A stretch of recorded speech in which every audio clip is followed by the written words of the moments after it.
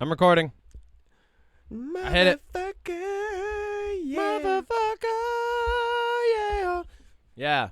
Yeah. I hope you enjoyed that I did. this morning. Good. Odie, let's kick this off. You've got a heart out. I got to get you out of here. Whoa, We got to Kevin, don't tell our expedite this listeners that. podcast. No, you got a heart out. Whoa, Kevin. So let's go. Whoa, Kevin. Odie, what's your go-to karaoke song? Champagne Supernova by Oasis. Really? Champagne Supernova is the sky. I don't really do karaoke because I can't sing for shit, but do you get really into it? I get really into everything I do, Kevin. Lean ham. All right, cool. That's great. Or The Middle by Jimmy Eat World. It just takes some time. That's what you sing. Yeah. So The Middle or Champagne Supernova. I think that's a good balance. Very different songs for sure. My go-to has always been "Kiss from a Rose" by Seal. Oh, right. Well, it's the perfect karaoke song. I like. Objectively, it's a sing-along at certain points, but not for the whole thing. You're not relying on the audience. You can bring up a friend to sing it with you. It sounds better as a duet, right?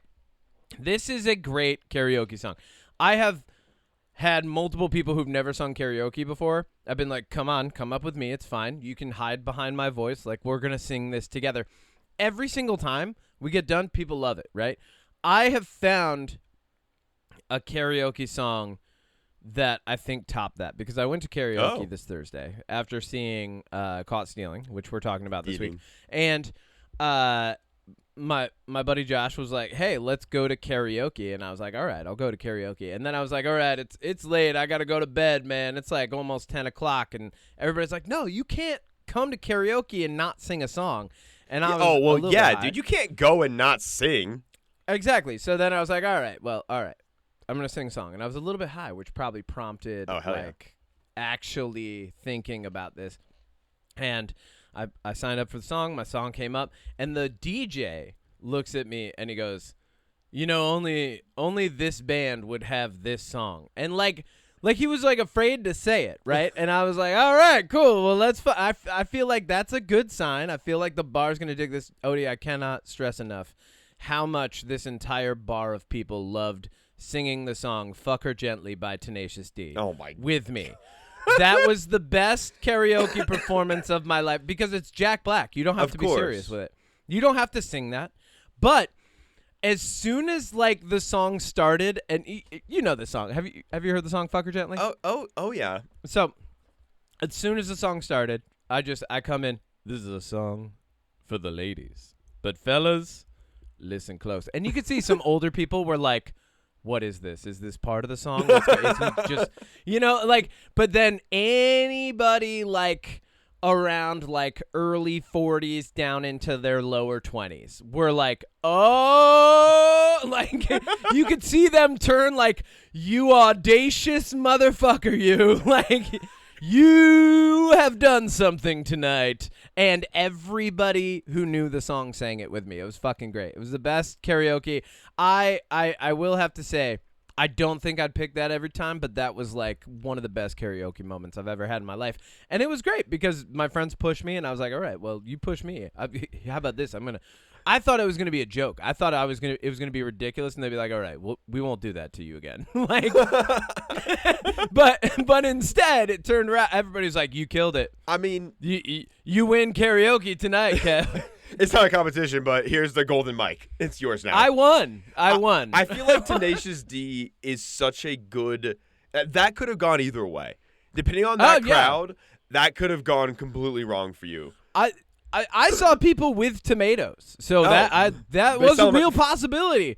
I could have been pegged with tomatoes at this random karaoke night. You know what's funny about it too is like I went there and I'm like, all right, well, it's just karaoke on a Thursday. It's a towny bar, whatever, right? And then like I was like, oh no, wait, no, oh that guy runs the local group for the, like I was looking around like, oh, these are the who's of small town committees, like because if you pick Tenacious D in a small southern town where everything else on the jukebox is country, you're done.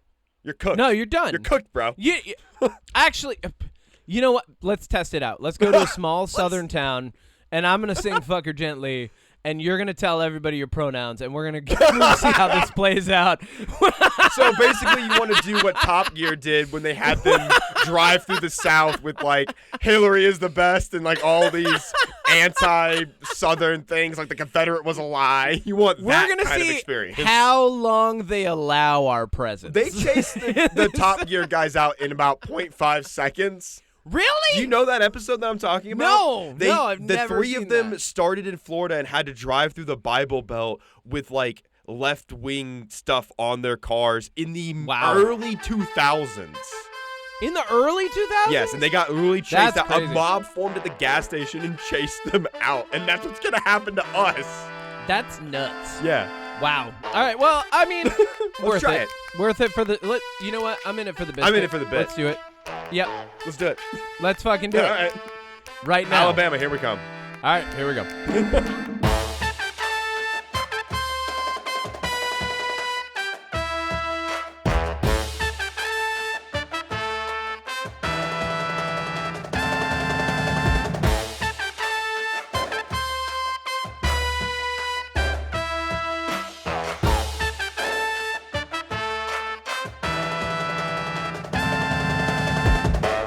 Odie, you ready to clap? I'm ready to clap.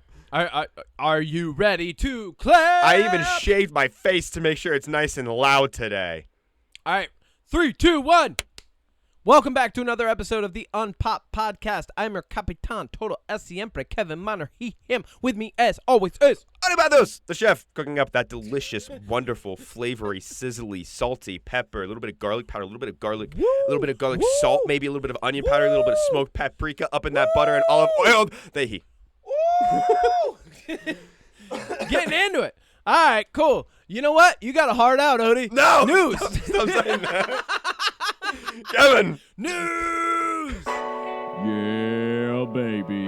It's the UnPop News coming at you fresh and hot from the command deck of the SS Marlon Brando. Let's see what this week had in store. Odie, what's in the news this week? You want bad news first?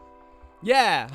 I'm I'm excited. You know how about we're it. really excited for Mortal Kombat to come out in like 2 months? Mortal Kombat 2. We actually do Mortal Kombat this time. It got delayed 10 months. No! Why It 10 comes months? out in summer of 2026 now. Oh, what happened? Isn't that the most disappointing way to start this? What happened? Warner Brothers delayed it. Why? Don't know yet. Did they say? But it's most likely because of competition. Oh, okay, fine. Fuck it. I don't care. Whatever. Who cares? All right, that's fine. You know what? I can wait for a good movie. I can wait for How a good about movie too, but I'm just. Yep. We just got the trailer for it, and then it's like delayed. I'm totally fine with it. I honestly feel like they'll probably because like the promotion for this was already phenomenal. The fake trailer with Carl Urban as Johnny Cage, everything's already good. It's leaning in the right direction. You know what? Sometimes when something gets just delayed like this, I'm just like, okay, you know what? This is fine. We can handle this. Yeah. You know? So like I'm like, you know what? This is fine. It'll be better for it. That's where I'm putting this. Let's see. That's all I got. Well, we've also got Street Fighter coming out next year as well. So I'm curious. I know that this doesn't increase the production value of the movie, but hopefully this 10 months helps them to form like some of the promotion around it, and really like once we get closer, like within like 2 months to a month, like you start seeing more promotion and stuff like that. That's all I'm hoping for. Nothing crazy. I don't think that they're going to magically get another $10 million for their budget or anything. You know, like I think what'll happen is like maybe we'll get some better promotion in the spring. Also, that means that they looked at the spring or summer. Well, that's the thing is summer of next year is pretty packed. Okay, is it? Yeah. So they're like, we don't want to compete with these. Oh, you know what it is? It was Wicked. They didn't want to compete with Wicked. Oh. They know that Wicked's gonna kill it. You know what? And they're like, you know what? Because we stand a better chance doing an action film next summer than we do this. November. I was also my math Stranger was way Things off. and It's not. Wicked is going It's to not take 10 over months. everything. It's more like 6. Oh, so it's like June-ish of next year is what it looks like. Oh, but also, great. You're right because we have Wicked Part 2, and then in December, no matter what, these movies always do well. We have Avatar, the third Avatar. Yeah. So I think this yeah. is going to come out in like May. I think it'll be probably, like I think this should kick off summer because that'll be great. I think next summer we have Supergirl next summer coming out. Nothing says summer more than seeing what might be the best live-action version of Sindel, one of the most spammable, deep-cut Mortal Kombat characters of all time. Absolutely. Yep. Here's what could be bad news for some people, but maybe good Oh, news no. for others. It's bad news for me. I'm calling it now. Yeah, because you know what? This is bad news for you. The live-action Aristocats movie got scrapped by Disney. Fuck, man. I know you love that, Kevin. I'm sorry. Man, I really wanted that. Yeah, Questlove Come was working on. on it, and then it got scrapped. You know what? That's not bad news for me. No, I it's lied. not. That was that. No, I don't One give a less shit movie about to that. see. We can here's all they need to do is just touch up the tones on the old Aristocats movie, re-release it. That's all we need. It's a phenomenal. good movie. It's a great movie. You Yeah. don't need to do it. We didn't need it. Definitely we didn't not need live action. Here's me shooting Disney. Watch. I'm shooting your idea into the trash can. Landed. Swish. They already put Nothing it there. but net, But baby. They already put it there. Good job, Disney. They already put it there. It's already in the trash because they already scrapped it. So Oh. I get your bit. I don't but know what idea that was, Disney, but That was a good movie, Kevin. No. oh no, Cruella too. Oh God. Damn. Damn. All right, what do you got? All right, let's talk about some good news because it's nothing but Yeah. good news after this. All right, it's nothing but uphill from It here. is. I started with the well, I guess Aristocats is either way, but I told you the news was we was went light this bad, week. neutral, good. All right, here we go. Alex I Garland, like this. who we both thoroughly Know and love. enjoy. We had dinner with him last week. I did. It was great. We were like, see you in San Antonio. I'm going to go sing karaoke. And Odie and I are going to get run out of town shortly after. can't wait to meet you there. But okay. And he was like, great. He wrote a 160-page script with images to convince Miyazaki to let him direct the Elden Ring movie. That's incredible. That one, incredible news. Two, this is great for everybody involved because exactly. everybody already loves Elden Ring. There's already so many great names attached to it. Alex Garland's going to handle it very, very well. It's gonna be great. I feel like, right? I have hope. Here's the funny part of that news in my mind. When you read a 160-page script with images, I picture his script just being like a picture book. That's Like, kind of what I thought too. No actual words, like just 160 drawings that he did of like, and then it's like just like different characters stabbing each other, like. And Miyazaki's like, oh yes, you get it. you understand. I see an elf in there. Very good. Pointy ears. You nailed it. Oh, that There's one's a short. much- It's a dwarf. I nailed it. So much stabbing. You get it. You get it. I think there's a And then dragon in there's there just one somewhere. drawing. Good job. There's just one drawing of the naked guy with the pot over his head. That's it. You know, like it was like yes. All right. Good. Yeah, Good news look. all around. We love that. Great director. One of my favorite movies, Annihilation. He's done. He was the writer of Ex Machina. He's helped on the 28 Days Later franchise. He's great. He did 28 years later. He Very wrote. specific. Yeah. Movie we loved this year. Yeah. Very well written this year. Oh my God, was that So this good, year? Yeah. That was this year. Oh yeah. We see too many movies. Dude, I've already This seen. is where we're at. I saw 3 movies so far this week at the theaters, and I have one more to Yeah, go. you're insane. I I can't do that. Yeah. You know what else is insane? What? The Begonia trailer. Yeah, we just watched that. Yes, I heard about this movie. It's Yep. Emma Stone, Jesse Plemons, and basically this plot is: what if somebody thought somebody was an alien and then they kidnapped him because they thought they were an alien? And I think that's really cool. Here's what I'm gonna add to this. So, it seems like Jesse Plemons kidnaps Emma Stone, is convinced that she's an alien, and they're trying to prevent her from contacting her mothership through her hair. Here's what I will read about Begonia, because this is a Yorgos Lanthimos film. Yes, who people would know from Kinds of Kindness. He also did Poor Things. He did The Lobster. The Lobster. Yep. Okay, you're on it. You know these things. Sacred Killing of a Deer. Yeah. Oh, yeah. No, I love. That's I a love good one. That might be I my love favorite Yorgos from him. Lanthimos. Yeah. He does weird films. He did Dogtooth. Weird Did you ever see film? Dogtooth? I haven't. I'll have to look at that one because I love weird films. He's one of my favorite like weird directors. Right? Like he's Yeah. right up there with like David Lynch and shit. Okay. So Yeah, he's he's got here's the title of the film is Begonia, and I was like, Begonia, like the flower? And then I was like, that's not how you spell begonia. And then I looked it up. So Begonia. I'm going to read this, so this might give you a little heads up on what the movie's about. In the ancient Mediterranean region, Begonia, or Bugonia, was a ritual based on the belief that bees were spontaneously generated from a cow's carcass. Although it is possible that the ritual had more currency as a poetic and learned trope than as an actual practice. There's bees in the trailer. You can hear the bee sound in the Yeah. background. And I was like, but like, I can't even connect those ideas. No. Like after watching the trail, like Jesse Plemons kidnapping Emma Stone because she's an alien, even though she's like a huge businesswoman, and then the concept of bees spontaneously being generated out of a cow's carcass. Yorgos Lanthimos, you are nominated for Weirdest Dude Award. Weirdest Dude Award. you are. I think you are the number one contender for Weirdest Dude Award. Not in. And then on the bottom of the trophy that you get for it, it says not in a bad way. I promise this is good in small letters. yeah. Okay. But for real, the weirdest dude. Let me ask you this about this trailer. Yeah. Do you think she's an alien or not? Because he does. Yes. You think she's an alien? 100%. Yeah? No.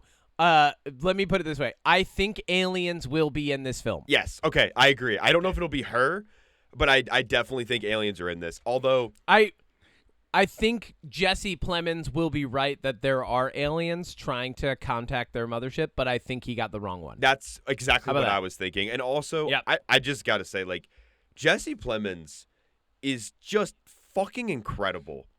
We need more of him. Yes. Yep. And you know what? I would say that we need more of Emma Stone, but she's been in every Yorgos Lanthimos film since Poor Things, which is 3 now. Yep. And I love it. So And she's great in a lot of things. Emma Stone, keep it up. Yeah. Just don't play Jesse Plemons, more please. Emma Stone, keep coming. Emma Stone, just don't play a Hawaiian again, because you're not Hawaiian. Because she did that in Who? that movie Aloha, where she played a Hawaiian, and that was not cool. I didn't see that. Yeah, it was bad. It was a really bad movie. Aw. It was Bradley Cooper Aw. and her, and she was like half Hawaiian, and she's not even a Who little wrote bit. it? Bradley Cooper? Yeah. This sounds like a Bradley Cooper idea. I don't Is remember this who Bradley wrote it, Cooper? but it was Is bad. he fucking around It again? was you never heard of the movie You know what? Aloha? Bradley Cooper, get over here. No. Come here. Sit down. Oh, no, not Bradley Cooper. Crisscross applesauce. Aw. Yeah, get over here. Sit down, crisscross applesauce, Bradley Cooper. Hey, buddy. Hey, you did a really great job in your early career, and you played like weird and funny roles, and then all of a sudden you sang "Shallow" with Lady Gaga, and then like you became really pretentious. Can you calm down, buddy? Hey, I just need you to go back to cool, fun Bradley Cooper. Can we do that? Like Rocket Raccoon, right? Rocket Raccoon. All right, good job, buddy. Hey, go play again. It's kind of funny that people don't even know that he is Rocket Raccoon. It was Cameron Crowe's Aloha movie. I don't know what that is. Is he- that Russell Crowe's son? He wrote Jerry Maguire and Vanilla Sky. That makes sense. That tracks. Yep. All right. Anyways, So- next piece of Let's go. delicious news. It's so delicious. Alan Ritchson, who most people would know from Reacher. Giant muscular dude Yep. who's probably got a shrine in the back of your wife's closet. Yes, Yeah. Alan Richardson. It's in the back of my closet, I'll tell you that much. Blue Mountain Dude, that State. guy is so jacked. Dude, like, okay. so jacked. Let me ask you this before I tell you this news. We were talking about this. How much do I think he weighs? 260 pounds. I think he weighs 255. Okay. Last night, we were talking. I was talking to Nate, and we were talking about the trope of invincible guy fights a bunch of dudes. And I was talking. I was like, I don't mind John Wick because it's fake. It's totally fiction. He has a bulletproof suit. That whole world is not our world. It feels very like hyper realistic in a lot of ways. And so in that manner, I can enjoy those for what they are. I like the Nobody films slightly more because it feels more like a real dude in the real world fighting real people, because he actually like gets the shit kicked out of him. He gets beat up a bit. And Quite a Nobody bit. 2 was really fun. But with Reacher, Bob Odenkirk really, and here's the craziest thing: Bob Odenkirk is like doing a lot of that stuff practically. Yeah. at his age, which is like insane. Like imagine most people I know who are like into their 50s are like, well, this is the age where you stop doing stuff. Bob Odenkirk's like, punch me in the face again. Right? Anyway, like, keep going. And also, Keanu Reeves is an action star. Bob Odenkirk wasn't, so that's even more impressive in my opinion. It's great. But with Reacher, I will always love a gigantic dude just plowing through people. I love Reacher because one of the best tropes is that people that are like my size, like 5'8", 170 pounds, go up to this guy and is like, I'm going to beat you up. And then he just punches them through a fucking wall. And it'll never get old to me. And I love it because Alan Ritchson is one of the very few big guys that can pull that off. I think the unbelievable part of this universe is that so many people so much smaller than him think they can win. Exactly. It's great. You know, it's like so funny to me. It's not that he couldn't beat them up. It's that they thought they had a chance. Right? That's the unbelievable part. What did you think like, was dude, going to happen? You're a 5'7" Puerto Rican cartel member. He's 6'5", ex-military. He ripped that You door read off. his dossier. Why are you trying to kung fu fight him right now? That's my favorite You know part. this is going to go bad. Everybody's always like, Reacher's invincible. He's got a gold star and a Medal of Honor. They're like, we can take him. It's like, no, you can't.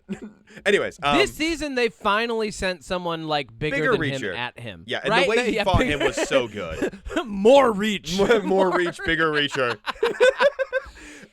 Anyway, so the news What'll about happen Alan next? Ritchson. Next, it's gonna be like you've angered the entire sumo community. Good luck. Sorry. Okay, so the news with him, we haven't even gotten Yeah. to. Okay. Yeah. So this is exciting in my opinion. He Hit confirmed me. he met with James Gunn about a role in the DCU. Rhino. That's Marvel. It's a Marvel Oh, villain. God damn it. Played famously by Paul Giamatti. Bane. Oh. Okay. Because I'll tell There you. we go. Do you want to know what the fan casting around him has been? Not the Penguin. Batman. Nope. Because Batman is tall and jacked in some Oh, versions. like Frank Miller's Batman? Yeah, like Frank Miller's Batman. Oh. But I I actually, I'm like imagining it now. I think that would I be think- incredible. I think the only thing that would be hard to believe in that universe is like I think they'd have to throw in some line where he's talking to Lucius Fox and he's like, by the way, thank you so much for those sound softening pads you put on the bottom of my shoes because I'm fucking huge and jumping down. I've been trying to get the jump on people for forever and the thud has just been giving it away. Like My first 2 years as Batman was rough. Batman's gonna have a Dr. Scholl's like product placement in it. What do you? Skechers Hush puppies are gonna come back into style. Oh God, Like, let's hope not. Get the new Batman Skechers Hush puppies. They're the ones he wears when he's kicking crime's ass quietly. Do you like him as Batman? Like, do you like that No. casting? No, I want him as a villain. I want think- him to be. Yeah, I want get him him to be against type. menacing and borderline unstoppable, and I don't care who he's going against. I want him as Gorilla Grodd. I want him as like someone huge who's imposing that like totally controls the narrative of a movie for about 2/3 of it. So here's what I another want. fan casting, and I'm curious what you Hit me. think. Old school, traditional, long blonde hair Aquaman, which would be Nope. kind of funny because he played Nope. Aquaman in Smallville. Now pass. So speaking of Batman, and we've talked about this a couple times, and I know your opinion on this, but somebody recently came out and was like, here's how you can easily put Robert Pattinson's Batman into the Superman world. Now, I know you and I Don't. I know That's you and how I they both said. They said here's how you can do don't. it. Don't. I know that you're strongly against it. I'm fine if he stays on his own. I'm fine if they I want him to be fine on his own. I'm fine if they put him in the Superman. Basically, the solution that was pitched was, this is Batman year 2, essentially, is the Batman. And we know that Superman's been around for 3 years, so you just simply put the Batman a year before Superman came out, like as a hero in that world, and then the Batman 2 takes place after Superman. And you just fold them in. I'm going to say it a million times. Their themes and the ambiance and the entire feel of these characters in these movies do not match. if you're doing Batman in the Superman universe and you're getting into the Justice League, it's got to be someone who can play to the comedy as well. It has to agree. be. It cannot be emo Robert Pattinson Batman, who I love. Yeah. Well, He does not belong in the Justice League because the tempo of those two movies is so different that let me put it this way. If, and this is a very big if they even try to do it, I will be surprised if it succeeds. I will be surprised if they can get me, and this isn't for everybody, but me to go, oh, that worked. Good job. You know? Yeah. I still like. I'm cool either way. Just Different because Batman. I like Robert Pattinson enough. I think Alan Richardson's going to be Batman. I'm calling it. That's my theory. Really? Yeah.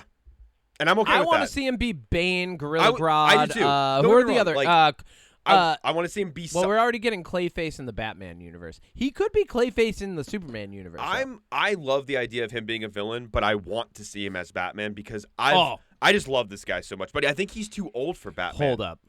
What? Hold up. What? James Gunn would cast him as, and I think this might be a very smart idea, Green Arrow.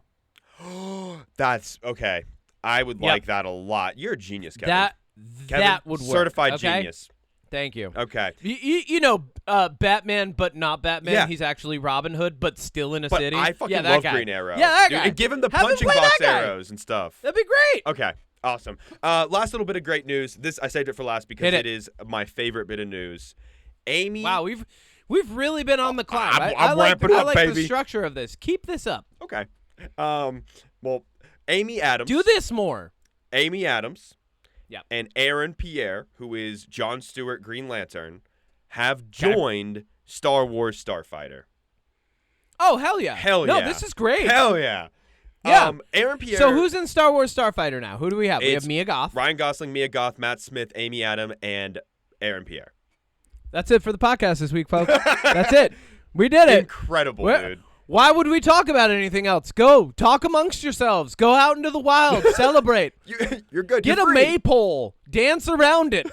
Sing the names of talented actors entering a Star Wars franchise that hopefully doesn't get scrapped. You better fucking listen to me, Disney. It's not. It started Jesus production. Christ. It's filming. It started filming.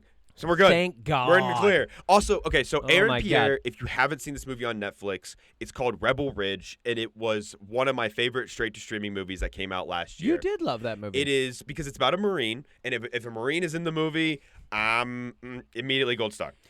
Big shill. Yeah. Big shill for the Marines.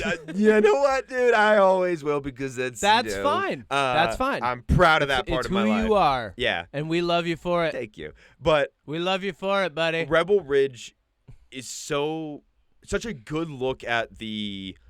It's just a really good, well-crafted movie that has action. It has good racial themes. It has good cop themes. It's just a really good movie.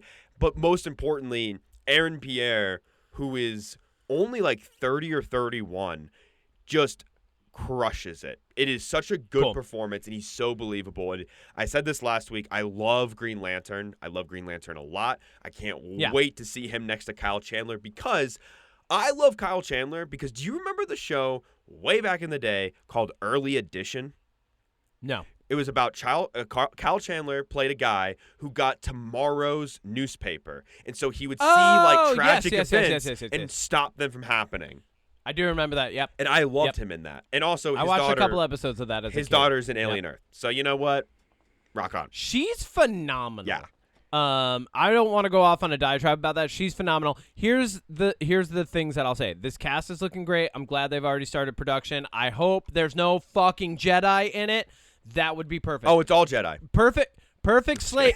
Get out of here. Shut up. Okay, bye. Perfect slate if there's no Jedi in it. Well, we keep not we. Yeah, we. We're in on this. We keep trying to do the Jedi thing and failing. I think Jedi are so overdone, and they I think someone needs to do a different take on Jedi. I think we need to see a Sith film. I think we need to see what's where you're Darth Vader's apprentice, the Dark Side of the Force games. I think we need to see those. I think we need to see that kind of Jedi Force Unleashed? shit. Force Unleashed. Okay. I think we need to see that kind of Jedi media a little bit, like a little break from all the heroic Jedi shit.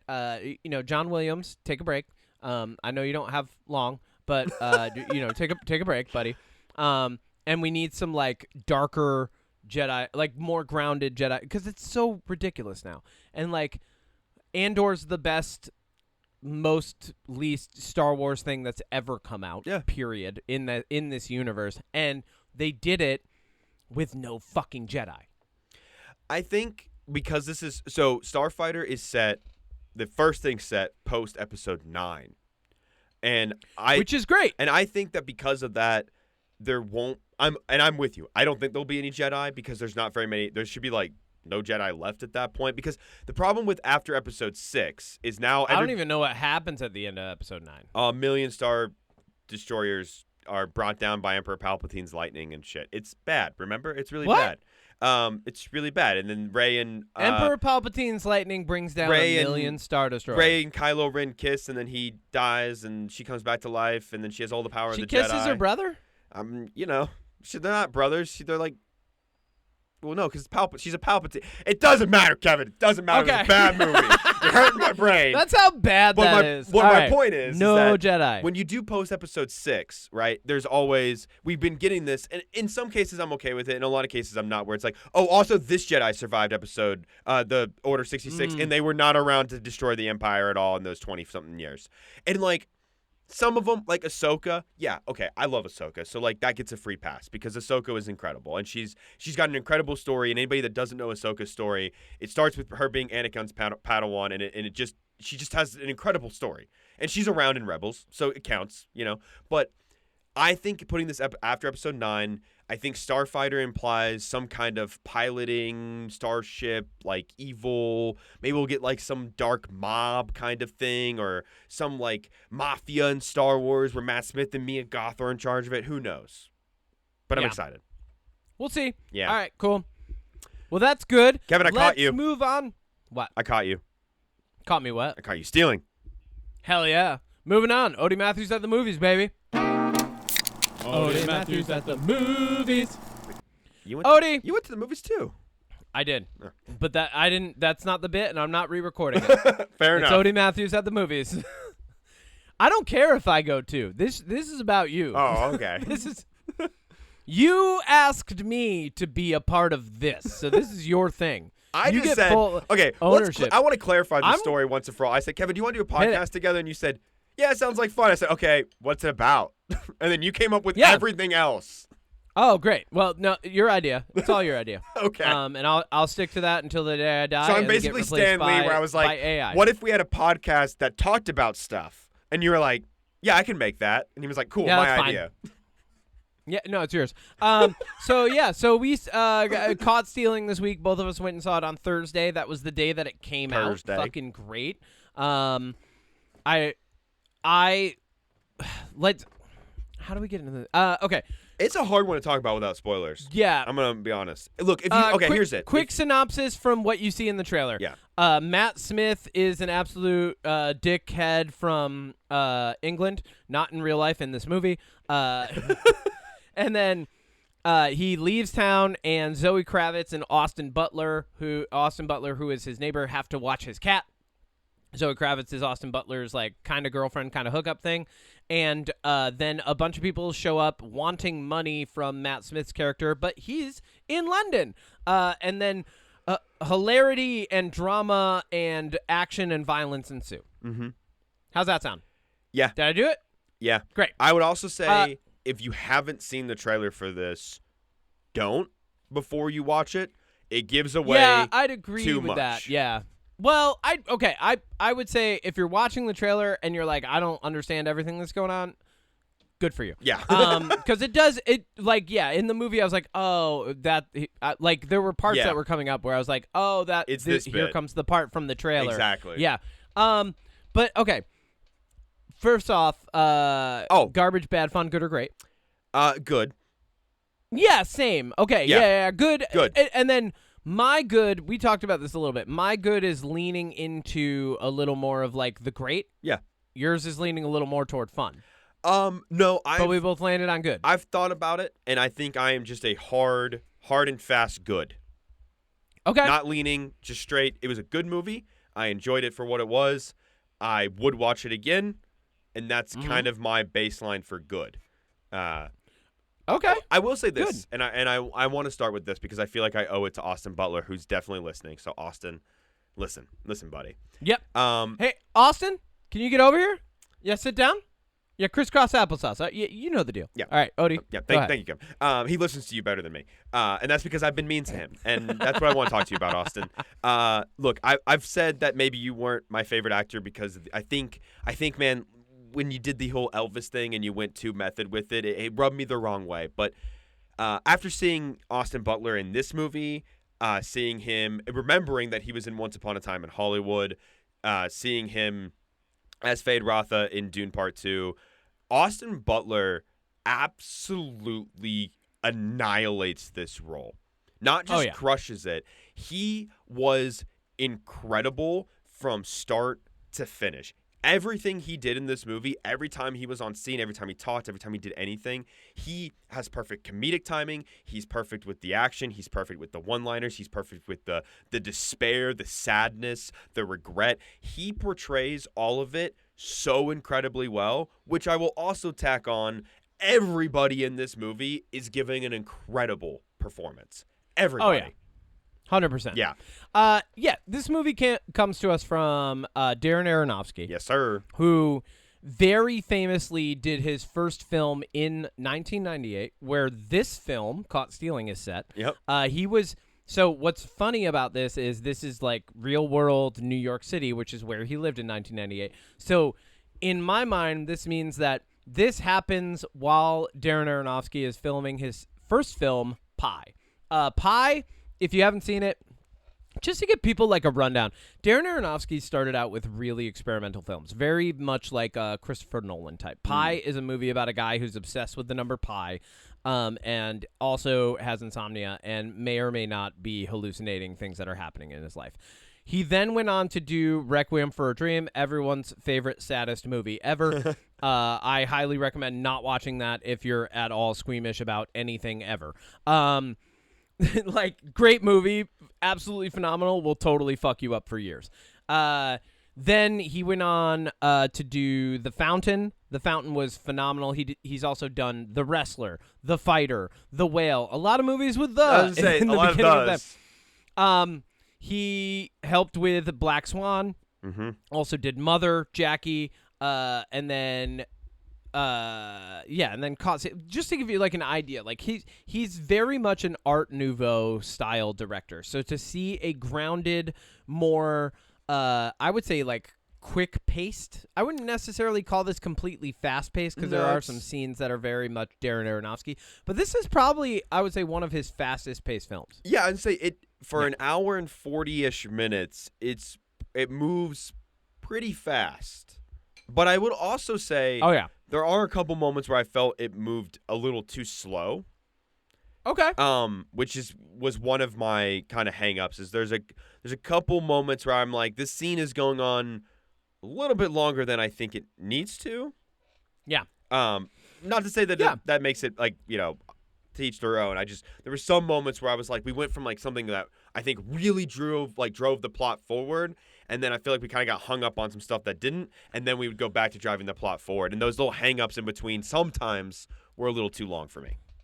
I've come to appreciate Darren Aronofsky's style when it comes to things like that, like those longer scenes that like you're really like, because they help to build tension, and he's always done a very good job of that. So those I don't think I noticed as much, but here are the things that I really loved about this film. One, Austin Butler absolutely crushes it. He plays a very normal guy. Certified greatness, baby. Which I loved. He did such a good job playing this character. Zoe Kravitz, crushing it across the board. I've been loving everything she's been in since she was in Big Little Liar, or no, Big Little Lies or whatever it was. Anyway, and she's got Blink Twice. She's been in so many great things.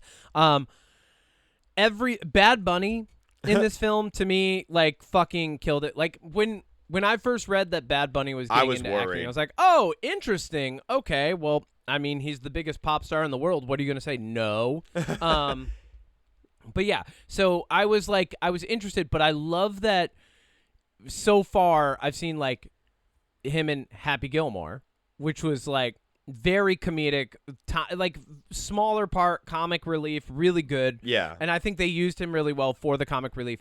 This movie, he's a well-rounded character. Yeah. He's actually in it a little bit more than I was expecting, too. Yeah, he plays a guy named Colorado. Shout out Colorado. But, like, he does a really good job. And then I also want to throw this down. Fucking Action Bronson's in this movie playing the most Amtrak. stereotypical... Yeah, playing Amtrak, the most stereotypical New Yorker I think I've ever seen anyone be on screen. Like...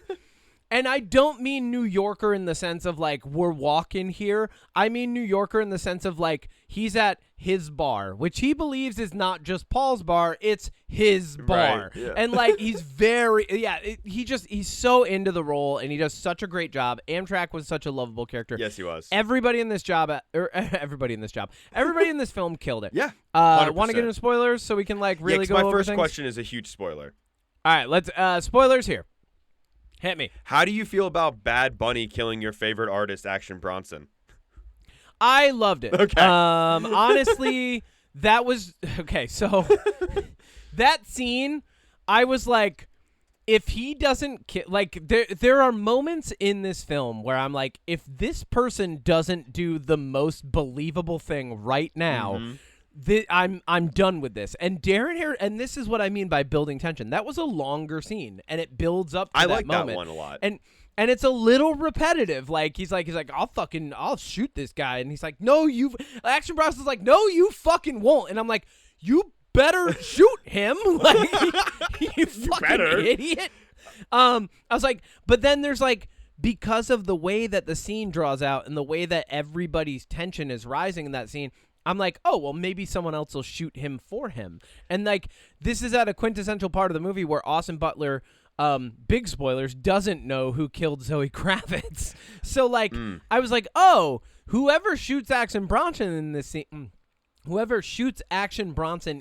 scene, might be a likelier culprit. And this is another thing that I really like about this movie.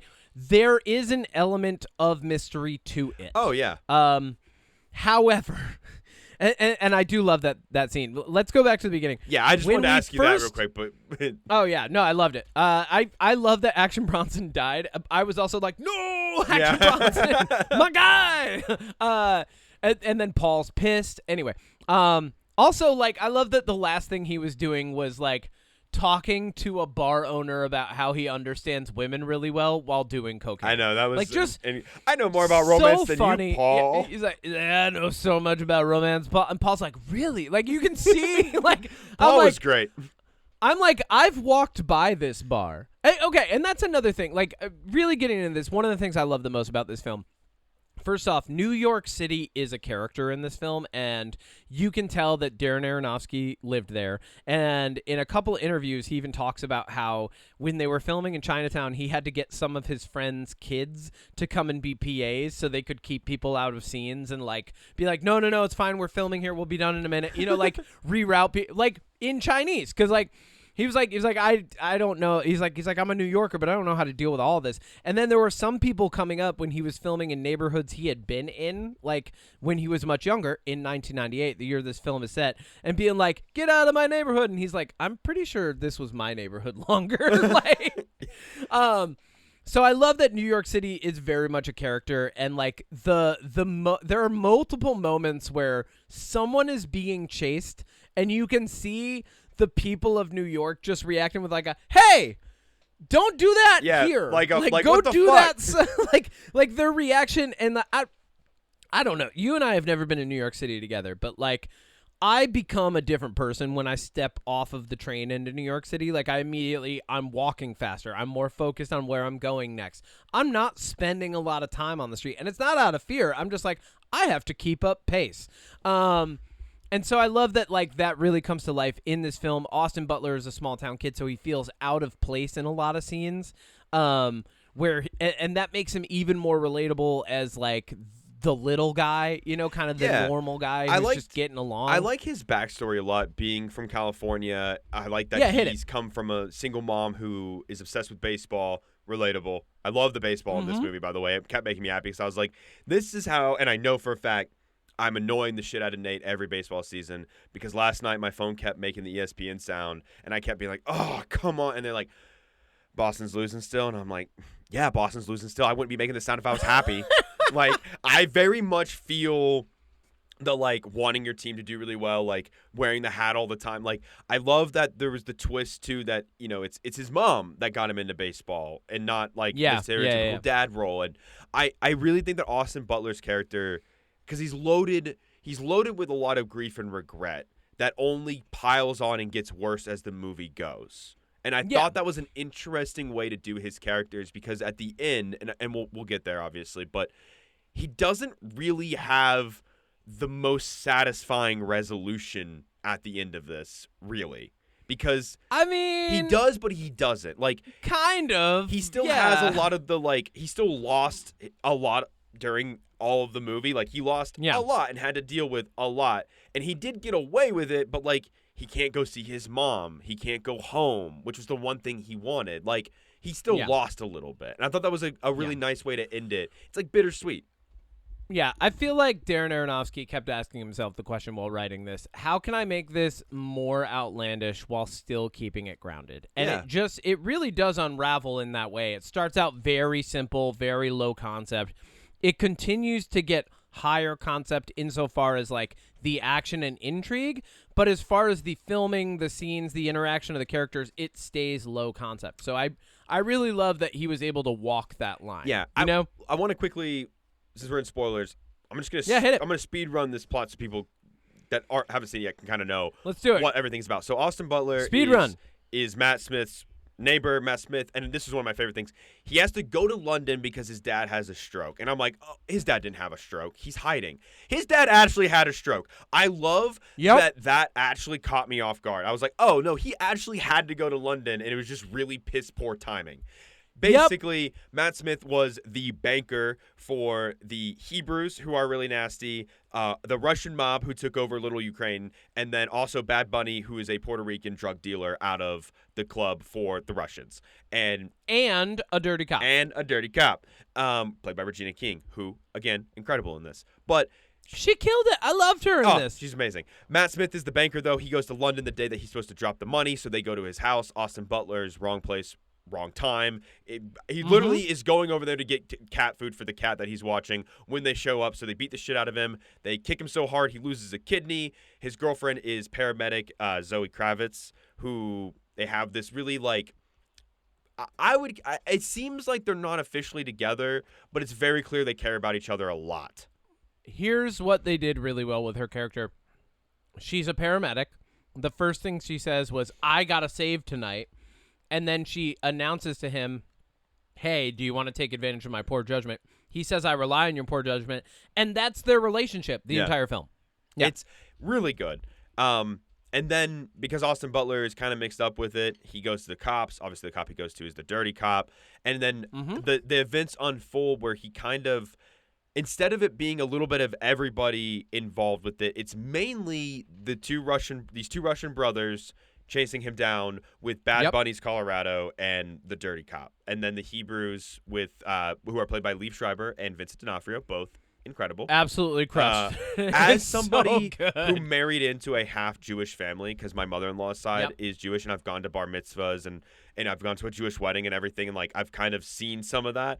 I loved it. I was like, this is awesome. Like, I live by, like, proxy through this with the person I'm married to. So this was just like, I really liked that a lot. It was kind of fun. Really good. I will say, as the course of the events, and we can talk about, like, how he gets involved with all of them, but I think this movie gets better at just over the halfway point, I think, is when I really started to enjoy it more. I watched a couple interviews with Austin Butler, Zoe Kravitz, and Darren Aronofsky. And Austin Butler, they asked him, they're like, hey, Hank, his character, spends a lot of time injured in this film. How did you balance being injured, because the first thing that happens is he gets beat up so bad he's pissing blood because his kidney ruptured. And then they're like, no drugs, no alcohol, no cigarettes, and then he does drink. Spoilers: he drinks, does drugs. Like, Yeah. he still gets fucked up, and like he's very human. And the movie, when we wrap this up, I'll talk about what I think it was really about. But like,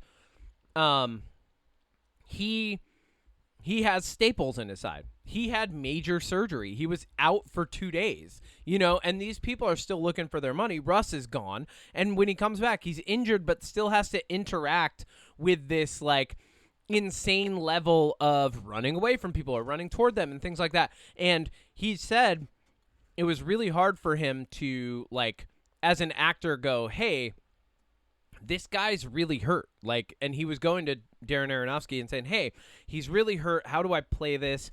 And then certain scenes, especially some of the higher action scenes, Darren Aronofsky kept coming back to him and just going, hey, look, the adrenaline's high. You're not thinking about it. So just push that to the side. And I think that makes sense because in my mind, the first time he gets chased after he gets out of the hospital, I'm like, dude, like you would rupture you would rupture like, or you would rip open your sutures. And he runs, and then you see him check. Like, you see him, we get that moment of pain and that moment of checking, and it's like, oh, you're just lucky. And I think those are nice little additions that keep that character grounded. Very you're not, much. Like he's not completely ignoring the fact that he keeps getting hurt. And not only that, Matt Smith gets really fucked up when he shows back up from London, like, twice in a row. Yeah, some major head injuries. Okay, here's my other complaint. Yeah. I have two complaints for this movie. The first one is I think that some of the slower bits were a little bit too slow for my taste. Mainly, and again, I understand why they did that way. But when we were coming off of a really fun like high moment, I liked when that keeps building. And a good example of that is like Toxic Avenger is just like one moment building up to another. But the other thing that I didn't like about my other complaint about this movie is not enough Matt Smith. Not nearly as much Matt Smith as I wanted. And if that's my complaint, like, that's probably not a very valid complaint, but, like, I was pissed that he wasn't in it. He was probably only in this movie for, like, maybe a total of 20, 30 minutes, if that. Not even. Yeah, as I say, he's not in it a lot. And you know what? And tackling that complaint, Zoe Kravitz, because she's so amazing in this and I liked her character, she's not in it enough. Although, what happens to her character is just absolutely, like, full circle great. So I understand why it's that way, but, like, ugh. She also, okay, so as Hank gets involved in this, like, and Zoe Kravitz is ipso facto involved, but he's not informing her a lot, and he's making bad decisions. He's continuing to drink. He gets drunk. He loses the key. Like, there's a key. And they're like, all after this key that unlocks the money. That's the whole thing. And you're learning alongside Hank. Like, as the viewer, you're learning all of this information as Hank's learning it, which I think is the best way to direct a movie like this, and probably what makes, other than this being like Aronofsky's style of storytelling, I think that's what makes some of those scenes feel longer, is because he's learning and like we're learning with him. And even though as audience members we can kind of jump ahead in the story, we're still watching him in real time react to the new information, which I think is great. But Zoe Kravitz eventually gets killed, and you don't know who by. That's and what honestly, I liked, is I kept did guessing. you guess who killed her? So I was wrong. I thought it was Regina King. I thought it was Regina King. I thought that's what they were 100%. gonna do. I thought that's what they were gonna do. Yeah, 100%. Here's the only time where I reneged on that was when Matt Smith's character is talking to him, and he goes, "I think it was that cop." I'm like, "No, you would." All right, Darren. You intentionally put that line in there. Yeah. I was like, no. I'm like, now it's not. That's like, it can't. Because when he didn't, and especially when he didn't ask her before she got killed, because I was like, I thought he was gonna ask her, "Oh, did you kill?" And then after that, I was like, "Oh, it probably was Vincent D'Onofrio or somebody." It was the Hebrews. Was. Right, and then who's your favorite like ne'er-do-well in this film? Who's your favorite ruffian? Who's your because there's so many to pick from. You've got the Russian guy who keeps making fun of everything American. Yeah, Hank is just like this normal guy, and he's caught up between all these shitty people. I think. Who do you love? The Hebrews were my favorite for sure. Same by far. 100%. Yeah, they're so great. Once Once they come into the film, they take it over. Yeah, they really well. That's what I also like is that I was worried it was going to be a little bit of like he's against the Russians and here's the Hebrews and here's this person, but it's very like he's dealing with the Russians and now that's kind of not that's at like the point of where it's going to boil on the over. back burner. Then the Hebrews show up and we get that, and then the Hebrews and that kind of converge, and then honestly, it's back to just the Hebrews. One of the other things that I really liked about this is, and tell me if you noticed this, who doesn't die out of the bad guys? Who doesn't die? Yeah. None of them? One bad guy survives. They all die. They all die. No. Don't they? The guy that is like obsessed with making fun of Americans, the like shorter one that's like really angry, that beat him up the first time, Austin Butler just knocks him out. He never dies. Everybody else gets shot, blown up, stabbed. He's the only one that we didn't see definitively die. Oh shit! And I thought that was really funny. That wow. like because everybody else, like the Hebrews, fly out of a car and like one's head explodes on a fire hydrant. You know, one guy gets shot up the middle, which was interesting. Matt Smith dies. Regina King dies. Like all of them die except for that one. The little angry guy didn't die, or maybe maybe I didn't maybe even he catch did, that. but I got the impression he just got knocked out because he punches him twice. Maybe he's just lifeless there. I don't know. Yeah, it does seem like he just knocked him out. Yeah. Oh, interesting, right? I didn't even recognize that. Yeah. So here's a funny thing. Let me ask you this question. Did you know that Regina King was a dirty cop the moment she stepped into the movie? No. Because I did. 100%. As soon as she started talking to him, I'm like, you're not talking like a normal cop. Do you want to know what I thought was going to happen with her? What? I was waiting. Because when she was eating the black and white cookie, which, by the way, I'm so fucking mad that I don't have those out here. That is literally oh, my God, I love black and white cookies. We got them here in New York, baby. So much. But when she was sitting there and she was talking about the black and white cookie and talking about retiring, and in hindsight, I'm like, oh, now it makes sense she's a dirty cop. I was waiting for her to get shot. Because that's the kind of thing a cop says, I can't wait to retire. I grew up over it. That's something that a cop says right before they die in a movie. So when she first started talking to him, I'm like, oh, she's at least a little bit dirty. Like, I was like, she wants this money. Like, because we had seen the trailer. So, like, as soon as she was talking to him, I'm like, oh, she knows something. And, like, I didn't know how into it she was, but I knew she was, like... Yeah, that threw me off. Yeah, I knew she had bad intentions. Then during the moon pie scene, just because of the lighting and the way they were framing it and, like, the way it's going back and forth between the two, I was like... Oh, she's the one who's kind of in charge of this. Like, as she was because I was like, this is a villain speech, you know? Like, see, and as she's talking, didn't get that. I love that though, because I'm hoping I'm not. Well, I hope I'm not the only one that didn't see it coming, because then I'll feel real stupid. But if not, no, I think other people didn't. I was pleasantly surprised when the bad guys came in. I was like, oh shit, dirty cop. I was. Yeah. Honestly, that's another reason I like this movie is I wasn't trying to figure a lot of it out. So I got really nicely surprised. You were just enjoying it. It really is. It's a good ride. I think anybody who sees this movie would enjoy. Anybody who enjoys like a little drama, little action, little comedy. You know, there's a lot of scenes that are just kind of funny, and it leans into the hilarity of like what happens when you're in these types of scenarios. Like I'm sure we've all been there. Where we've got to we've all been mixed up with dig gangs. through a cat box. Yeah, we've all been mixed up with gangs and needed to find a key and a fake poo to give to the Russians so that they won't kill our girlfriend, but then she dies anyway. But no, there's a lot of moments where like the comedy just kind of punctuates and it highlights how silly some of like sometimes real life can even be. And I do agree with you, though. I do think this movie could have used more Matt Smith and Zoe Kravitz, but I also think that shows that the story and the director used the characters appropriately. Yeah. Just good storytelling overall. Really good movie. Borderline great for me. Like I honestly, it might be borderline great for me now that we've like talked about it together. I'm like, man, this was way better. Okay, so. It's really, and especially like most movies that are like this would have Austin Butler's character become less of an ordinary man over time, but he never loses that like drunk next door persona. Yeah, I mean, I like that he was a baseball prospect out of high school for the MLB. I like that because of he has a car crash when he's in high school because he was drinking. He's drinking and killed. driving with a friend. They Yep. lose control of the car. His friend gets ejected out the window. He shatters his knee.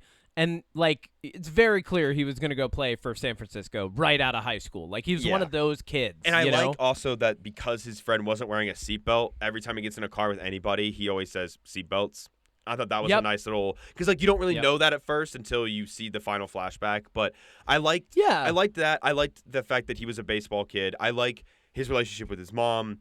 But I think really I like that he just feels – like a down-on-his-luck New Yorker who works at a bar. His apartment's not that great. It's stocked with a lot of alcohol. He has, like, a kind of relationship with this girl that's good for him, but he doesn't know how to deal with things that are good for him. The bar owner's a fucking insane person who's just absolutely hilarious and always doing coke and drunk. It's just, he crafted a really good world around this inside a world that already existed. Darren Aronofsky in this film, and I really like the actors are all phenomenal. The story's great. Everything's done really well. Cinematographer crushed it. Like some really great shots. It looks it looks so grounded. I'm gonna look that up. Who was the cinematographer? The thing that I'll say for Darren Aronofsky though is he does a really great job juxtapositioning the people in this film to one another. We really do get a look inside the life of some of the more mainstream characters. Like Matt Smith's character's apartment is an absolute mess. Yeah. Austin Butler's character's apartment is like it's such like a low down I'm my own problem bachelor pad, And then you go to Zoe Kravitz's and it's like nice and there's art and plants. Like it shows how she maybe is completely out of her realm, even just trying to help this guy. But once again, we know that she likes saving people. So, and they do that without having anybody hammer you over the head with it. It's a lot of show, don't tell, Yes. Yeah. You mentioned cinematographer, and I had to look this up. It's Matthew Matthew Libatique, Libatique. Matthew Libatique. Okay. But real quick, just to kind of run through this guy's run as a cinematographer, because this is actually incredible. Iron Man 1 and Iron Man 2, Black Swan, Cowboys and Aliens. Also did Noah, Straight Outta Compton. Did Mother with Darren Aronofsky. Did Star is Born. Did the first Venom movie. Did Birds of Prey with the Harley Quinn movie. Did The Whale. Don't Worry, Darling, and then most recently, Highest to Lowest, Spike Lee's new movie. This guy's all over the place. I love it. Okay. Matthew Jose Libatique. That makes more sense. I got you. I'm bad at names. Or Libatique. That also works. Either way. But I think it's Libatique. What an impressive run with some really big misses. Not his fault, obviously. All those movies, even the first Venom, they all look good, so. Well, here's the thing. Cinematographers get hired on by directors, right? They don't write the movie, they just shoot the movies. Exactly. And everything that I'm seeing here is phenomenal that he's done. He was the cinematographer Requiem for a Dream for Darren Aronofsky's first two films. He's been with him for a lot of his movies. So this is another guy, once again, This film is in many ways a love letter to New York City. And I feel like if you haven't been there, watching a Jewish guy knock out a random New Yorker who hit him on a bike happens. Like you might think that this is an overreaction, like that nobody else is reacting properly on the street when this is happening, but most New Yorkers would be like, "Oh shit, that's fucked. Like, what did that guy on the bike do?" So the things that are happening in this film with the reactions of New York City and the people in it around them, phenomenal. And they really did go everywhere. Like the film, it reaches a peak moment in Coney Island, which is which is really great because once again, juxtaposition. Austin Butler's character takes the train to Coney Island. Well, he takes a bus to get off the trains, but he goes out to Coney Island to be alone with his thoughts by like one of the furthest points of New York, you know? And like when he first got off, I saw the Nathan's hot dogs and I'm like, Yep. is he on fucking Coney Island? Like I recognized it. I was like, huh. It was really funny watching this, being someone who like goes to New York for shows and stuff, you know, like I'll be like there were multiple shots. I'm like, oh shit, they're over by Gotham, you know, like there were points where I'm like, oh, I know where you are. Like, That's cool. yeah, no, it was good. Love Letter New York, absolutely phenomenal. At the end of the day, this is a story about a guy who's running away from the thing he regrets most in life and burying it in the thing that caused his greatest regret. And so over the course of the film, we see Austin Butler not properly handle his coping mechanisms, which only get him into more trouble. But as he gets more of a handle on life and the circumstances he's been thrust into over the course of this film, he starts making better decisions, which inevitably allow him to not only survive, but to get revenge in a very poetic manner on the killers of his girlfriend. Let's just say girlfriend of Zoe Kravitz. Yeah. Right? And make it out of a relatively unbelievable scenario and get to safety. You know, and that is that he becomes sober. And sober isn't just like not drinking, right? I think a lot of people think sober is like not doing a drug. So, you know, but sober thinking, sobriety is a level of clarity. And so he creates clarity for himself in the movie, and the more he does that, the more he's rewarded, all the way up to the end where he is with Gus, who I actually think is the best actor in the entire film, Matt Smith's cat, on a beach in Tulum, which was mentioned earlier by Regina King. Yeah, good callback.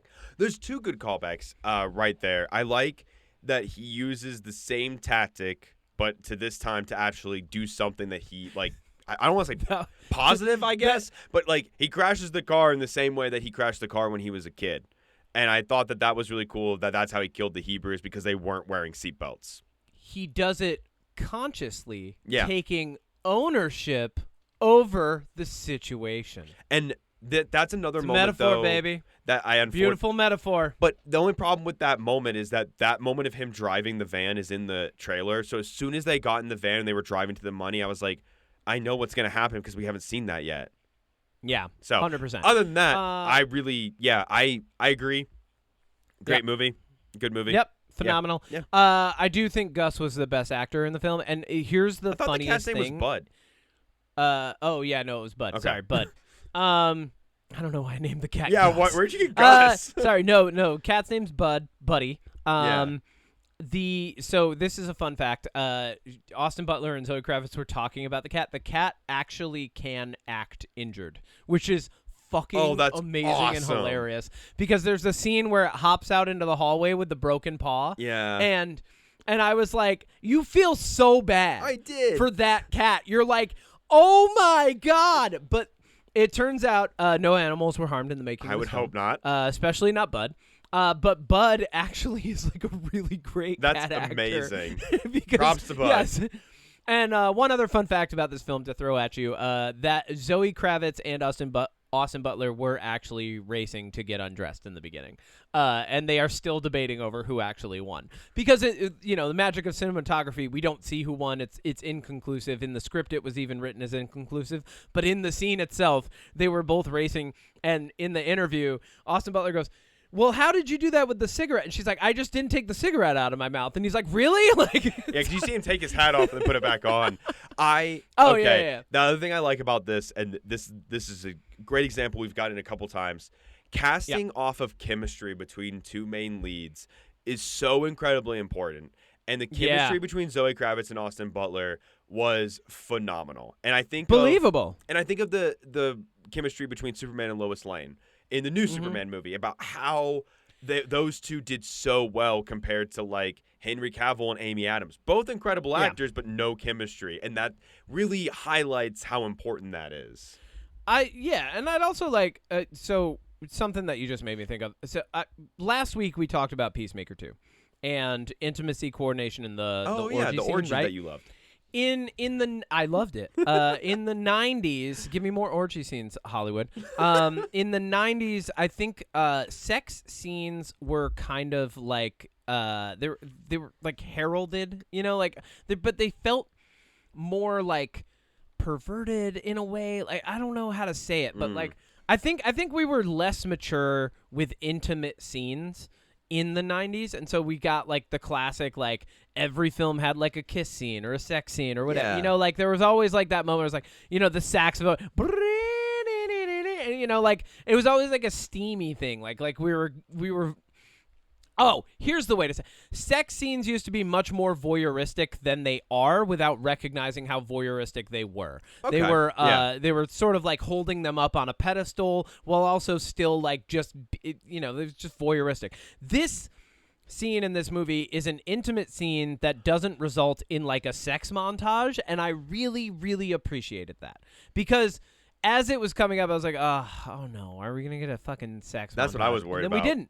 Yeah. Which was great. We didn't. But what was cool was all the way up to that, you see the intimacy and chemistry of these two characters leading up to the moment thereof. And then we flash forward to the next day. And it even ends with Bud. You know, like Bud kind of looking at them from the angle that we were seeing them, and Bud just be like looking like concerned. I was like, oh, that's a nice, like, it was a nice nod to us as the audience, you know? Like, Yeah.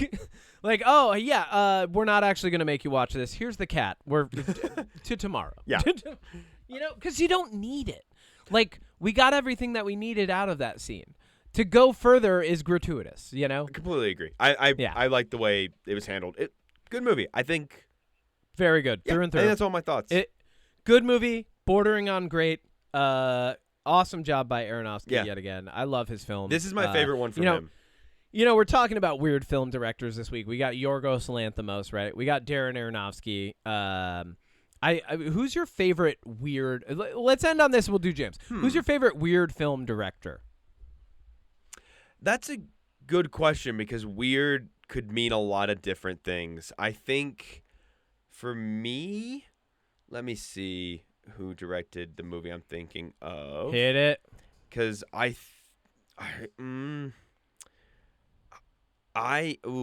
okay, yeah. Who directed this movie? Who directed what movie? Oh, you know what? I would say, this might be a controversial to say that this is weird, but Zach Kreger, man, like I think his movies are kind of weird in a lot of ways. I would say either him or. What do you got? I think it just might be him because I feel like a lot of the weird movies I watch. Actually, you know what? Osgood Perkins. That's who. Okay. Because the monkey, the new one he did, blah blah blah blah. Long Legs. What? Was good. Like, yeah, he's a good weird director. Osgood Perkins and Zach Kreger. Those would be my two, I think. Okay, cool. Yeah, if More I'm gonna horror, give you two, my two favorite are Alejandro Iñárritu. He did The Revenant and Birdman. Oh, okay. And also Babel and 21 Grams and fucking Amores Perros. He's phenomenal. And, you know, I mean, he got Leo his first fucking Oscar, baby. He did so good with that. The Revenant was such a phenomenal film, and it was weird, right? Like, it was out there. It is but weird. Like, it was weird in an identifiable way. I would also say my other favorite weird movie director is Robert Eggers, who his films have a weirdness about them, right? Remember how he said in the beginning, like, nomination for Weirdest Guy Award, but in a good way? Like, that's how I feel Robert Eggers' films are, like The Northman and The Witch and Nosferatu. Yeah. Like, they're weird and they have a weird air about them. I just like but those it doesn't so make much. him weird. Yeah. You know what I mean? Okay, Like, you know who else I would say? Yeah, who? Danny Boyle. Okay, yeah. Like I could see that. I think What's the film that you're thinking of specifically that made you think of Sunshine. him?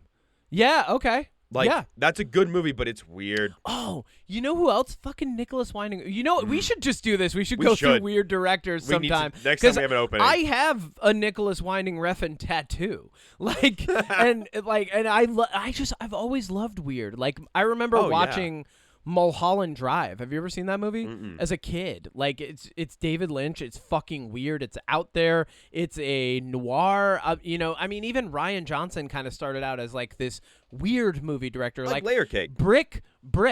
Yeah, Brick and Layer Cake feel Brick, weird. Yeah. Brick is weird. He took a noir and he's like, let's put it in high school.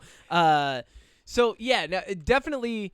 I think when it comes to it, Aronofsky is up there in the same realm. You know, like you got your Yorgos Lanthimos, Alejandro Iñárritu, Darren Aronofsky, like, and they all have their own way of telling stories, and it feels.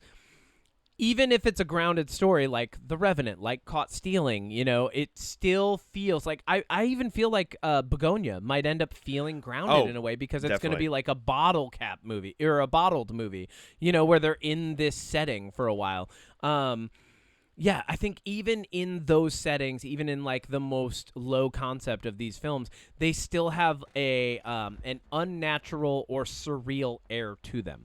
We need to do an episode on everything weird. Weird movies, weird directors. We should, yeah. Well, yeah. Let's look. We'll do it before the next Yorgos. We'll do it before Begonia. Yeah. We'll be like, hey, let's talk weird movies this week. I like it. Because I love weird movies. I am a big dude. I have really said this multiple times, and I will always say about this. I love my big action blockbusters, right? Like I love them. Like I love my F1s. Yeah. I love Supermans and all that. But man, when I go to the movies and I see a movie that says like limited release or like artisan film choice, and it's just like Eddington is a good example, like one where it's like so I didn't good. see a lot of marketing for it, and like I don't know really what I'm in for, and then I sit down and I watch it and I go, oh, this is just That's everything another I weird want. director, Ari Aster. Ari right? Ari I mean, Aster. even Jordan Peele is doing weird. You know? Yeah. What? Weird is good. Let's just put it that way. Let's see what's coming out Hell yeah. next weekend. Ooh, what are we? Poop. What? It's the fucking Conjuring Last Rites movie. I don't want to see Oh, that. cool. Yeah, that's fine. We can see something else. What's your jam this week? What do we got, Odie? Let's wrap this thing up. You got a hard out. I got Kevin, you're gonna get us demonetized. And not for a good reason. No, it's for a good reason. No. It's for a good reason. My jam is and look, I see a lot of movies, and Yeah. the experience of seeing a movie does not, for me, correlate to the quality of that movie. An example of that could be, I could go see a movie like Madam Web, right? That movie was buns, hun, but it was a fun movie experience because... You just Sir Mix-a-Lot that? You fucking...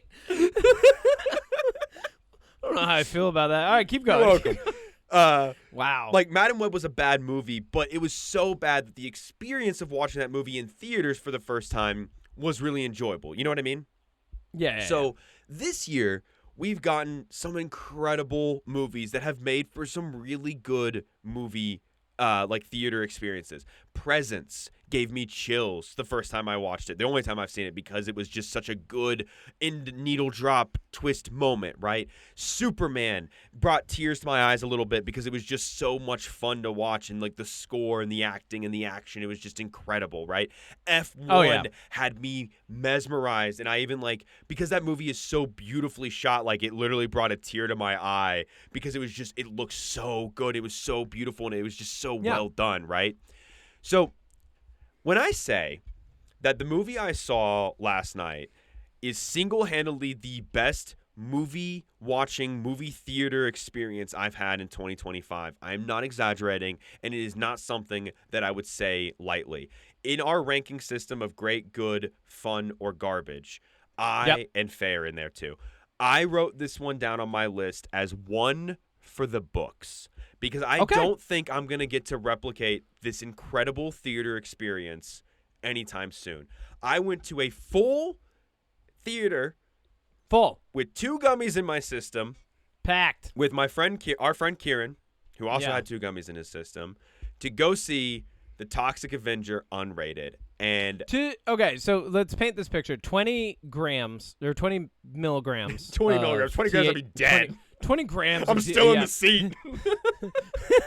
Odie hasn't moved. 20 milligrams of THC is insane. That's a lot. It was for most. I told you, when you told me you took 2 gummies, I was like, I would be asleep in the theater. I would not be watching that movie. I would not remember that movie. So this is impressive. One impressive feat, sir. Hold on. Good job. Thank you. All right. Thank you. Thank you. 2, how was the experience? Okay. I figured out how to summarize, to explain what makes the Toxic Avenger so special. For one, I love the original because it is one of the best so bad it's good movies, right? I don't think anybody out there can genuinely say that the first Toxic Avenger is like a good movie. It's campy, it's over the top, it's gory, it's stupid, it's silly, it's so bad it's good. It's trauma. There is a part of me that will inevitably have to say, these aren't great films, but they were films that I watched, and they did influence the way that I matured as an adult in a good way. 100%. And trauma films hold a place in my fondly but slightly remembered teen heart. You know, trauma films. I'm right there with you. This movie, right, is the Naked Gun with the goriness of The Boys. It is the Naked Gun superhero movie. It's this because we love that. And when we saw the Naked Gun, what I loved about it is it's the Naked Gun. It's the same bits. It's the same gags. It's the same jokes. It's the same dry sense of humor, right? They did everything they needed to make the 1980s Naked Gun into the modern era. And for Toxic Avenger, this is Peter Dinklage is a weird little loser, and Kevin Bacon's an evil businessman who's polluting the town. It's not the same plot by any stretch, and I'm so glad it's not. Peter, this is everything you want it to be. At one point, and this is a small spoiler, but not really, at one point, he has to pee on his face to escape chains. It is that kind of stuff. The kills are gruesome and gory and make you uncomfortable. The humor is fucking hilarious. Everybody's performance is either exactly what it needs to be or just so over the top it's perfect. There are incredible gags. There are incredible jokes. It was everything you would want to see the modern Toxic Avenger be. And the fact that it was unrated and just absolutely batshit fucking crazy. Just sitting there and absorbing that and here's the thing, this is what made it so great. I was in, for the first time this year, a completely full theater where I had somebody sitting next to me. And Kevin, you know me. When I go to the movies, I'll literally cancel my ticket if somebody sits next to me and pick a different seat. I will not go to a theater if people sit next to me. I have become spoiled with the AMC pass to be able to do that. So because I had no choice, because it's like a limited release, we got to go, right? I already got Kieran's ticket. Oh yeah, we got matching Toxic Avenger waste metal barrel popcorn buckets. Hell yeah. Everybody laughing at the same jokes. Everybody going to the same. The theater was in sync. It was just good. Oh, dude, I came down from that high because also I listened to Champagne Supernova while driving home from the theater. I got home in the most. You did go to karaoke, see? I came home in the most blissful state. I came home and Nate was like, "Are you okay?" And I was like, I'm not exaggerating when I say that's the best theater experience I've had all year. That was fucking incredible. Hell yeah. It was beautiful. That's great. Beautiful. And listen, that movie is not for everybody. I'll say that right now, that is definitely not a movie for everybody. But if you even slightly like The Naked Gun or the original, go see it. Or if you're a fan of B films and shock humor and gory horror, it's the B movie with an A movie budget. Yeah, and then and just gross jokes. It's a B movie grindhouse gross jokes film, and if even one of those things sounds like something that's not for you, feel free to skip. Yeah, it's fine. It's not for you. It's definitely not for everybody, but man, if it's for you, you're gonna fucking love it. I will definitely be seeing it when it comes to streaming. I only have about one moment a week to see a film. No, and you picked the right one. I usually do Thursday, and I pick the right one. I propose next week we watch The Roses, which is Benedict Cumberbatch and his what do you want to know? Fictitious wife saw that on getting Wednesday. Divorced. Oh, you did? Yeah. Oh, did you like it? Was it good, bad? We'll talk about it. Garbage, bad, fun, Do good, you want to see it? I'll let you know. Actually, I'll get back to you on it. Okay. Because we can talk about it. My jam this week is Alisa Okehazama, which is Alisa Okehazama is a composer. The new album that just came out has a 19 in it. I didn't actually look up what the title is. I didn't translate it, but It might be for a movie. It might be for an anime. Elisa Okayazama does anime and movie soundtracks. Phenomenal composer. I would put in the same realm as your favorite video game soundtrack composers. Like really, really, really up there. And here's how you know she's good. Apothecary Diaries Season 1 and 2, both heralded for their phenomenal soundtrack. Jujutsu Kaisen, like the soundtrack to Jujutsu Kaisen is phenomenal. That's a good one. The God of High School, like so many good animes have been done. The movie The Wife was done by Elisa Okayazama. And she specifically did Phantom Parade for Jujutsu Kaisen, which was great. Yeah, holy shit. Yeah, so this new one came out. I thought it was just a song, because you know how like Spotify's algorithm will just send you things, and I was like, oh, cool, Elisa Okayazama has a song out, and I like clicked it, and I was like, and I got in the shower, and then like I was like, oh, is it on, like, because I try not to have stuff on repeat, and you know how like it'll be on repeat and you're not paying attention, then like 5 minutes later you're like, wait, this is the same song.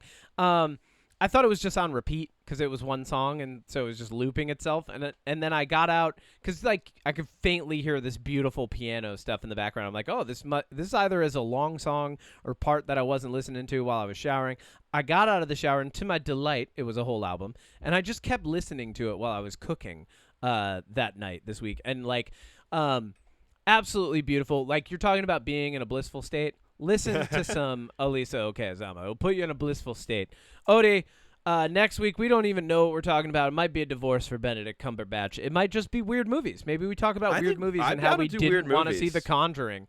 I don't. The Conjuring movies, for one, the real life people were like, they're pretty bad people, the Warrens. So like, and now Matt Rife owns Annabelle. Like, there's so much around the Conjuring stuff that I just don't care. I just don't care about. And I'll be honest, I saw the first one. I did too, because it was good. That's it.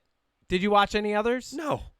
Yeah, me neither. They look bad. It's like you didn't need any more. It's like the Friday the 13th and like Nightmare on Elm Street and stuff. It's like once you get past a certain number, it's like, all right, we're good. Yeah, I'm good. Yeah, no more. Thanks. Yep. So maybe just weird stuff next week. We'll talk about our favorite weird guys, but not in a bad way. Yeah.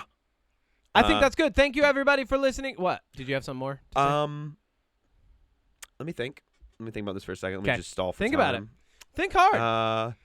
You got a hard out, man. All right. Don't take too much time. Just go. Just.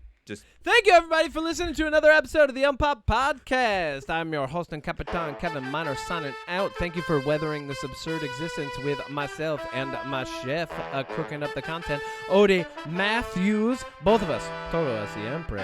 If you have any questions, comments, concerns about our mental health, subpoenas, or would like us to podcast live at your funeral, feel free to email mysecretpoweris@gmail.com. Art by FrankAce, music by moi. Thank you!